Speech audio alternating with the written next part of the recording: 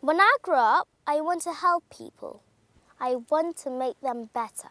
And I want to see the Queen.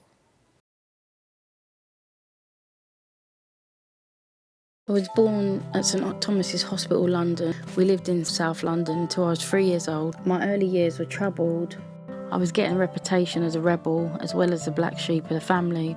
It was a very upsetting time for me, but I refused to conform. I got kicked out of school when I was 15. By the time I was 17, I became pregnant with my first child and gave birth in the mother and baby unit.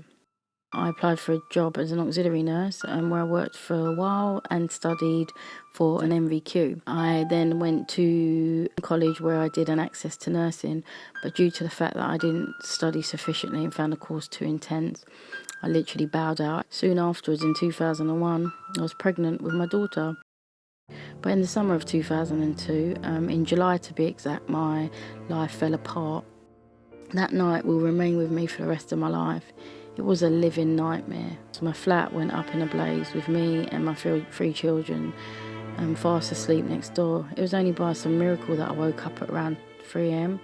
I managed to drag them out into the street. We were standing outside the house feeling totally helpless as I watched my house go up in flames. We lost everything.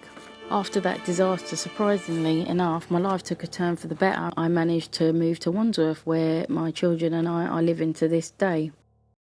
I was offered a post as an auxiliary nurse in the A&E department. I was called by a member of staff to attend to a patient.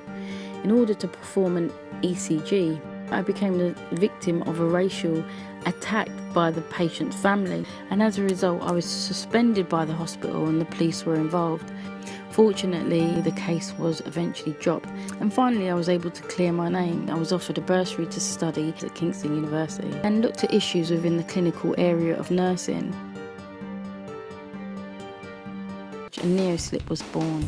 A trip to Taiwan followed. I also demonstrated neoslip on the famous television show Dragon's Den.